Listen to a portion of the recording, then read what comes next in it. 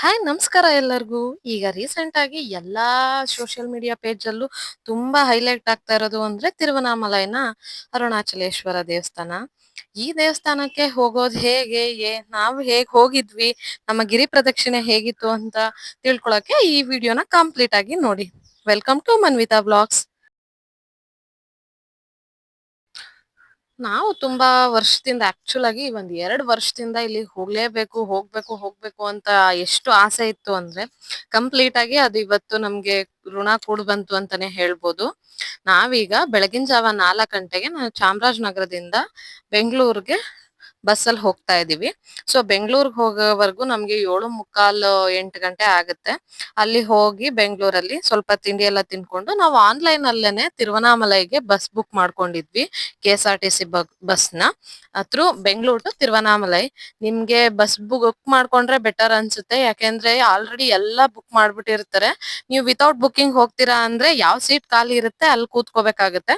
ಅದಕ್ಕಿಂತ ನೀವು ಬುಕ್ ಮಾಡ್ಕೊಂಡ್ರೆ ಬೆಟರ್ ಅನ್ಸುತ್ತೆ, ಯಾಕೆಂದ್ರೆ ನೀವು KSRTC ಹೋಗೋದು ಬೆಸ್ಟ್ ಅಂತ ನಾನ್ ಯಾಕೆ ಹೇಳ್ತೀನಿ ಅಂದ್ರೆ ತಮಿಳ್ನಾಡು ಬಸ್ಗಳು ತುಂಬಾ ಇದಾವೆ ನಮ್ಗೆ.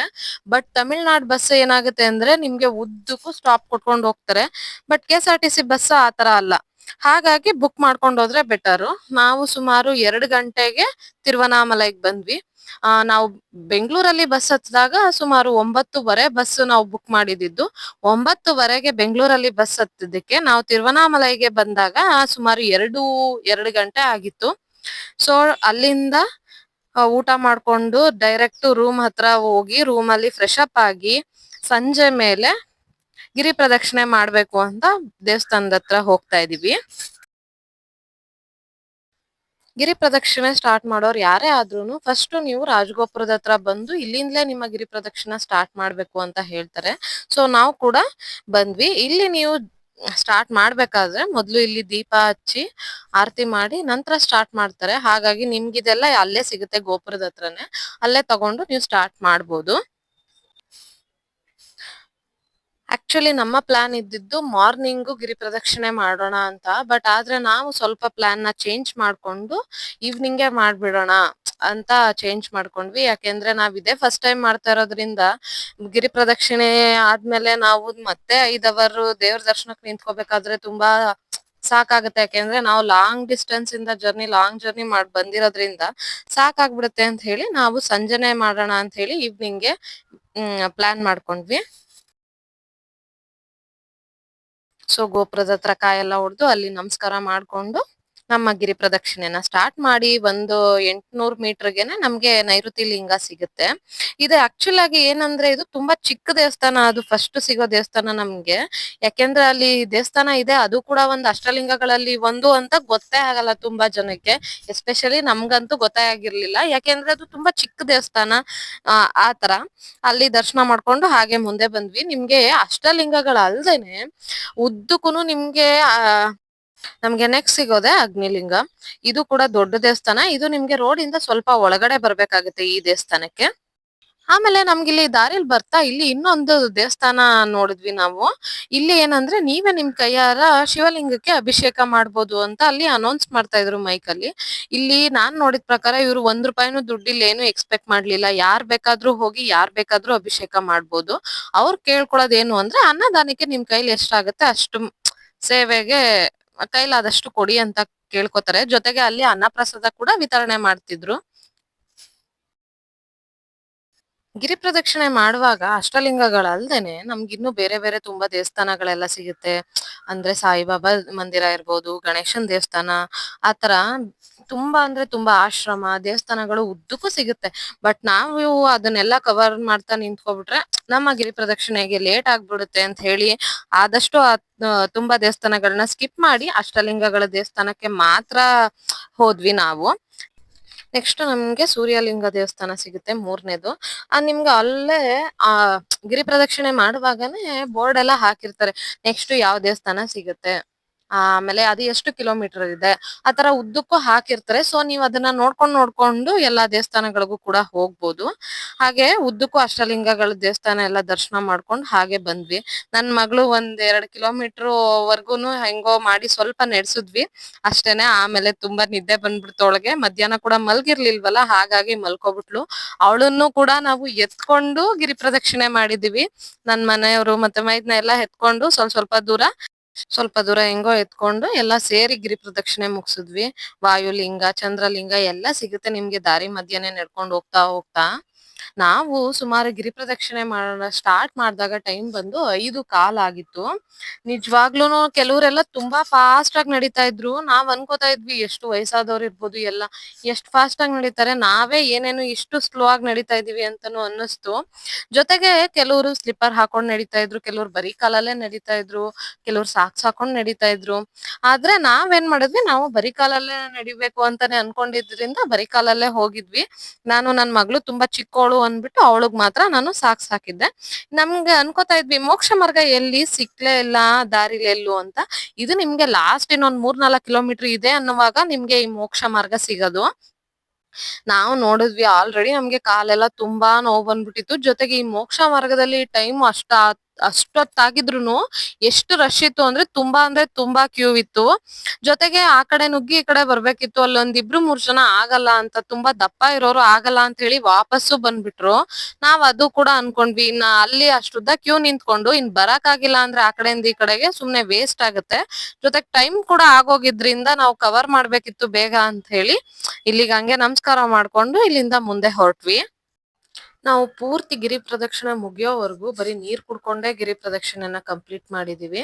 ಇನ್ನು ತುಂಬಾ ಜನ ಏನೇನ್ ಸಿಗ್ತಾ ಇರತ್ತೆ ಅದನ್ನೆಲ್ಲ ತಿನ್ಕೊಂಡ್ ಕೂಡ ಮಾಡ್ತಾರೆ. ಬಟ್ ನಾವು ಮಾತ್ರ ಚೂರು ನೀರು ಕುಡಿದೇನೆ ಗಿರಿ ಪ್ರದಕ್ಷಿಣೆನ ಕಂಪ್ಲೀಟ್ ಮಾಡಿದ್ವಿ. ಆದಷ್ಟು ನಾನು ಯಾವ್ದು ಅಷ್ಟಲಿಂಗಗಳು ಸುಮ್ನೆ ಈಚೆಯಿಂದ ಮಾತ್ರ ದೇವರದ್ದು ಫೋಟೋ ತೆಗ್ದಿರೋದು. ಇಲ್ಲಿ ಯಾರು ಇಲ್ಲ ಅಂದಿದ್ ಕಾರಣದ್ ಮಾತ್ರ ದೇವ್ರ ಫೋಟೋ ತೆಗ್ದಿದೀನಿ ಹೊರತು ಯಾವ ದೇವಸ್ಥಾನದ್ದು ದೇವ್ರ ಫೋಟೋ ಅಲ್ಲೇ ಹಾಕ್ಬಿಟ್ಟಿರ್ತಾರೆ, ದೇವ್ರದ್ದು ಫೋಟೋ ಏನು ತೆಗಿಬೇಡಿ ಅಂತ. ಹಾಗಾಗಿ ನಾ ಕೂಡ ಯಾವ್ದನ್ನು ತೆಗಿಲಿಲ್ಲ. ಲಾಸ್ಟ್ ಅಲ್ಲಿ ಇನ್ನೆಲ್ಲಾ ಮುಗಿಸಿ ನಾನ್ ಲಾಸ್ಟ್ 4 ಕಿಲೋಮೀಟರ್ ಇದೆ ಅಲ್ವಾ, ಯಪ್ಪ ಎಷ್ಟು ಕಾಲ್ ನೋವುತ್ತೆ, ಎಷ್ಟು ಕಲ್ಲೆಲ್ಲ ಚುಚ್ಚುತ್ತೆ ಕಾಲಿಗೆ. ಗಿರಿ ಪ್ರದಕ್ಷಿಣೆ ಮಾಡ್ತೀನಾ ಅಂತ ಅನ್ಕೊಂಡಿದ್ದು, ಈ ಗೋಪುರ ನೋಡ್ದಾಗ ಸ್ವಲ್ಪ ಸಮಾಧಾನ ಆಗುತ್ತೆ. ಓ ಮೈ ಗಾಡ್ ಸಿಕ್ತು ದೇವಸ್ಥಾನ, ಇನ್ನೊಂದ್ ಸ್ವಲ್ಪ ದೂರ ಇದೆ, ಇನ್ನೊಂದ್ ಸ್ವಲ್ಪ ದೂರ ಇದೆ ಅಂತ ಬರ್ತಾ ಇರ್ತೀವಿ. ಬಟ್ ಇನ್ನು ಇದೇನ್ ಮುಗಿತಾನೆ ಇಲ್ಲ ಅನ್ನಂಗ್ ಆಗೋಗಿದೆ. ಲಾಸ್ಟ್ ಅಲ್ಲಿ ಮಾತ್ರ ಹೆಜ್ಜೆನೂ ಇಡಕ್ ಆಗಲ್ಲ, ಅಷ್ಟು ಕಾಲು ಎಲ್ಲ ನೋವ್ತಾ ಇರುತ್ತೆ ನಮ್ಗೆ. ನಾನ್ ಸೀರಿಯಸ್ಲಿ ನಂದೇನಾಗಿತ್ತು ಅಂದ್ರೆ ನಂಗೆ ಸಿಕ್ಕಾಬಟ್ಟೆ ಹೀಟು ಬಾಡಿ, ನನ್ ಕಾಲೆಲ್ಲ ಬಿರುಕ್ ಬಿಟ್ಕೊಬಿಡುತ್ತೆ. ಒಂದ್ ಸ್ವಲ್ಪ ಏನಾದ್ರೂ ನಾನು ಬರೀ ಕಾಲಲ್ಲಿ ನಡೆದ್ರೆ ಕಾಲೆಲ್ಲ ರಕ್ತ ಬರುತ್ತೆ. ಅಂತದ್ರಲ್ಲಿ ನಿಜವಾಗ್ಲೂ ನಾನ್ 14 ಕಿಲೋಮೀಟರ್ ನಡೆದ್ನ ಅನ್ನಿಸ್ತು ನನ್ಗೆ. ಯಾಕೆಂದ್ರೆ ಎಲ್ಲಾ ದೇವ್ರ ಮಹಿಮೆನೆ ಅಂತ ಹೇಳ್ಬೋದು. ಒಂಚೂರು ಕಾಲ್ ನೋವುತ್ತೆ ಇಲ್ಲ ಅಂತಲ್ಲ, ತುಂಬಾ ಒಪ್ಳೆನೂ ಬಂದ್ಬಿಡುತ್ತೆ ಕಾಲು. ಬಟ್ ಆದ್ರೂ ದೇವ್ರ ಮಹಿಮೆ ಅಂತ ಹೇಳಿದ್ರೆ ಸುಳ್ಳಾಗಲ್ಲ. ನಾವು ನಮ್ ಗಿರಿ ಪ್ರದಕ್ಷಿಣೆ ಮುಗಿಸ್ದಾಗ ಸುಮಾರು 10 ಕಾಲ್ ಆಗಿತ್ತು. ಆಮೇಲೆ ನಾವು ಗಿರಿ ಪ್ರದಕ್ಷಿಣೆ ಮುಗಿಸ್ಕೊಂಡು ರೂಮಿಗೆ ಬಂದು ಮಲ್ಗಿದ್ದು, ಬೆಳಗ್ಗೆ ಎದ್ದು ರೆಡಿಯಾಗಿ ವಾಪಸ್ ಇವಾಗ ದೇವ್ರ ದರ್ಶನ ಮಾಡಕ್ಕೆ ಹೋಗ್ತಾ ಇದೀವಿ. ಕೆಲವ್ರು ಹೇಗೆ ಅಂದ್ರೆ ಮಿಡ್ ನೈಟ್ 2 ಗಂಟೆಲಿ ಗಿರಿ ಪ್ರದಕ್ಷಿಣೆ ಸ್ಟಾರ್ಟ್ ಮಾಡಿ ಮುಗಿಸಿ 6-7 ಗಂಟೆ ಅಷ್ಟರಲ್ಲಿ ಬೆಳಗ್ಗೆ ವಾಪಸ್ ಬಂದು ಕ್ಯೂ ಅಲ್ಲಿ ನಿಂತ್ಕೋತಾರೆ. ಬಟ್ ಇದು ನಮ್ಮ ಫಸ್ಟ್ ಟೈಮ್ ಆಗಿದ್ರಿಂದ ನಮ್ಗೆ ಏನ್ ಏನ್ ಮಾಡ್ಬೇಕು ಹೇಗ್ ಮಾಡ್ಬೇಕು ಅಂತ ಗೊತ್ತಿಲ್ದೇ ಇರೋದ್ರಿಂದ ನಾವು ನೈಟ್ ಮಾಡ್ಕೊಂಡು ಬೆಳಗ್ಗೆ ಬಂದು ಈಗ ದೇವ್ರ ದರ್ಶನಕ್ ಹೋಗ್ತಾ ಇದೀವಿ. ನೀವು ಅಷ್ಟೇ ತುಂಬಾ ಸೋಷಿಯಲ್ ಮೀಡಿಯಾಲ್ ನೋಡಿರ್ತೀರಾ. ಆಕ್ಚುಲ್ ಆಗಿ ಇಲ್ಲಿ ದೇವ್ರದ್ದು 2 ಇರುತ್ತೆ, ಒಂದು ನಾರ್ಮಲ್, ಒಂದು 50 ರೂಪೀಸ್ ಕ್ಯೂ ಅಂತ. ನೀವು ಎಷ್ಟು ಬೇಗ ಹೋಗ್ತೀರಾ, ಟೈಮ್ ವೇಸ್ಟ್ ಮಾಡದೆ ಅಷ್ಟು ನಿಮ್ಗೆ ಒಳ್ಳೇದು. ಯಾಕೆಂದ್ರೆ 5 ನಿಮಿಷ ನಿಂತ್ಕೊಬಿಟ್ರು ಅಷ್ಟೇನೆ ಆ ಕಡೆ ಈ ಕಡೆ ಬೇರೆ ದೇವಸ್ಥಾನಕ್ ಹೋಗಿ ನಾವು ಇಲ್ಲಿ ದೇವಸ್ಥಾನಕ್ ಹೋಗಿ ಹಿಂಗ್ ಬರೋ ಅಷ್ಟ್ರಲ್ಲಿ ನೋಡಿ, ಈ ಕಡೆ ದೇವಸ್ಥಾನಕ್ ಹೋಗಿ ವಾಪಸ್ ನಮ್ ಕ್ಯೂಗ್ ಹೋಗೋಷ್ಟ್ರಲ್ಲೇ ತುಂಬಾ ಜನ ಹೊರ್ಟೋಗ್ಬಿಡ್ತಾರೆ ಮುಂದಕ್ಕೆ. ಇಲ್ಲೂ ಅಷ್ಟೇ ಒಳಗಡೆ ಪ್ರಾಂಗಣದಲ್ಲೂ ತುಂಬಾ ದೇವಸ್ಥಾನಗಳಿದೆ. ಬಟ್ ಅದನ್ನೆಲ್ಲ ಕವರ್ ಮಾಡಕ್ ಆಗ್ಲೇ ಇಲ್ಲ ನಮ್ಗೆ. ಇದು ಒಂದೇ ದೇವಸ್ಥಾನಕ್ಕೆ ನಾವು ಒಳಗಡೆ ಹೋಗಿದ್ದು. ನಾವು ಸುಮಾರು ದರ್ಶನಕ್ ಬಂದಾಗ 6:45-7 ಗಂಟೆ ಟೈಮು. ಅಲ್ಲಿ ಉದ್ದಕ್ಕೂ ನಿಮ್ಗೆ ಚೇರ್ ತರ ಕೂಡ ಹಾಕಿರ್ತಾರೆ, ಬೆಂಚ್ ತರ. ಬಟ್ ನೀವು ನೋಡ್ತಾ ಇದೀರಾ ಆಲ್ರೆಡಿ ಎಷ್ಟಿದೆ ಕ್ಯೂ ಅಂತ. ನಾವು ತುಂಬಾ ಬೇಗ ಎದ್ ಬರೋಣ ಅಂತಾನೆ ಅನ್ಕೊಂಡ್ವಿ. ಬಟ್ ಕಾಲೆಲ್ಲ ತುಂಬಾ ನೋವಾಗಿದ್ರಿಂದ ರಾತ್ರಿ ಎದ್ದೇಳಕ್ಕೆ ಆಗ್ಲಿಲ್ಲ.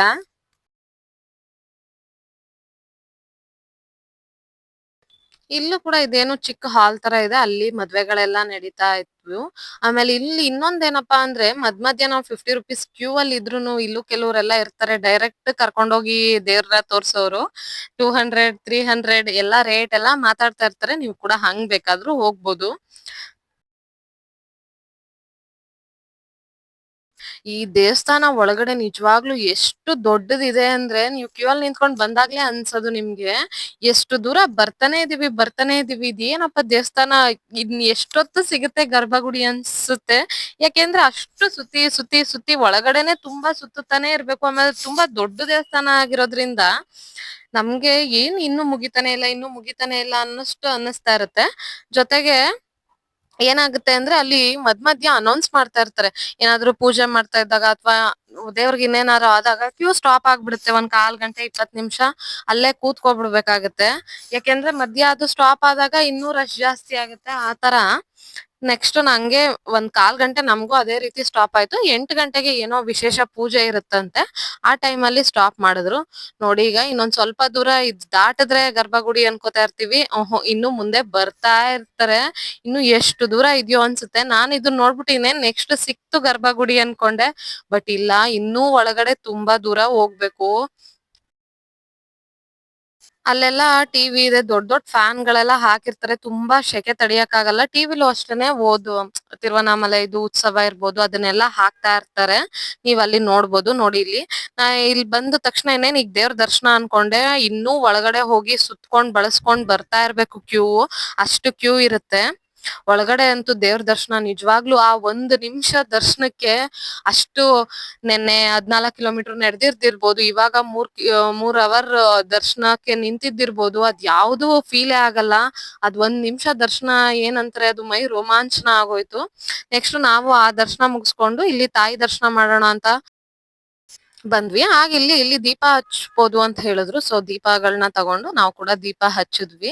ದರ್ಶನ ಮಾತ್ರ ತುಂಬಾ ಚೆನ್ನಾಗಾಯ್ತು. ದರ್ಶನ ಮುಗಿಸ್ಕೊಂಡು ನಾವು ಈಚೆ ಬಂದಾಗ ಅಲ್ಲಿ ನಮ್ಗೆ 10 ರೂಪಾಯಿ ಉಳಿಯನ್ನ ಜೊತೆಗೆ ಸಕ್ಕರೆ ಪೊಂಗಲ್ ಪ್ರಸಾದ ವಿತರಣೆ ಮಾಡ್ತಿದ್ರು. ಅದನ್ನ ನಾವು ಕೂಡ ತಗೊಂಡ್ ತಿಂದ್ವಿ. ತುಂಬಾ ಚೆನ್ನಾಗಿತ್ತು. ಅದನ್ನ ತಿನ್ಕೊಂಡು ಮತ್ತೆ ನಾವು ಇನ್ನೊಂದ್ ಗೋಪುರ ಸುತ್ಕೊಂಡು ಈಚೆ ಹೋಗಕ್ ಬಂದಾಗ ಅಲ್ಲಿ ನಮ್ಗೆ ಅನ್ನ ಪ್ರಸಾದ ಕೂಡ ಇದೆ ಅಂತ ಗೊತ್ತಾಯ್ತು. ತುಂಬಾ ಚೆನ್ನಾಗಿರುತ್ತೆ. ಇನ್ನು ಎಷ್ಟೋ ಜನಗಳಿಗೆ ಗೊತ್ತಿರಲ್ಲ. ನೀವು ಕೂಡ ನೆಕ್ಸ್ಟ್ ಟೈಮ್ ಹೋದಾಗ ಅದನ್ನ ಪ್ರಸಾದ ಸ್ವೀಕರಿಸಿ ಅಂತ ಹೇಳ್ತಾ ನನ್ನ ಈ ವಿಡಿಯೋನ ಇಲ್ಲಿಗೆ ಮುಗಿಸ್ತಾ ಇದ್ದೀನಿ. ಇದಾಗಿತ್ತು ನಮ್ಮ ತಿರುವಣ್ಣಾಮಲೈ ಅರುಣಾಚಲೇಶ್ವರದ ಗಿರಿ ಪ್ರದಕ್ಷಿಣೆ. ವಿಡಿಯೋ ಇಷ್ಟ ಆಗಿದ್ರೆ ಲೈಕ್ ಮಾಡಿ, ಶೇರ್ ಮಾಡಿ, ಹಾಗೆ ಕಮೆಂಟ್ ಮಾಡಿ. ತಪ್ಪದೆ ಮನ್ವಿತಾ ವ್ಲಾಗ್ಸ್ ನ ಸಬ್ಸ್ಕ್ರೈಬ್ ಮಾಡ್ಕೊಳ್ಳಿ. Thank you.